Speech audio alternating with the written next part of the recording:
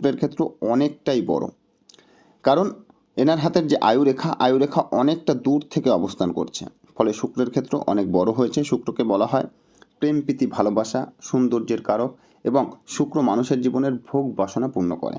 ইনি যথেষ্ট লাক্সারিয়াস প্রকৃতির মানুষ, ভোগ বিলাস করতে যথেষ্ট ভালোবাসেন। এনার হাতে রাহুর ক্ষেত্র, যাকে মঙ্গলের নিম্ন ক্ষেত্র বলা হয়, এই ক্ষেত্রেও যথেষ্ট ভালো রয়েছে।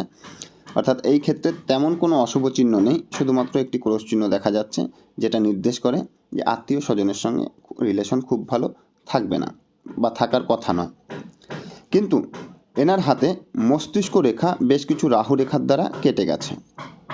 দেখুন, মস্তিষ্ক রেখা ও আয়ুরেখা মিলেমিশে কিছুটা হাতের মধ্যে প্রবেশ করেছে, যেটা নির্দেশ করে যে মোটামুটি 30-35 বছর বয়স পর্যন্ত অন্যের উপরে ডিপেন্ডেন্ট হওয়ার প্রবণতা এনার মধ্যে যথেষ্ট বেশি ছিল। তারপর থেকে ইনি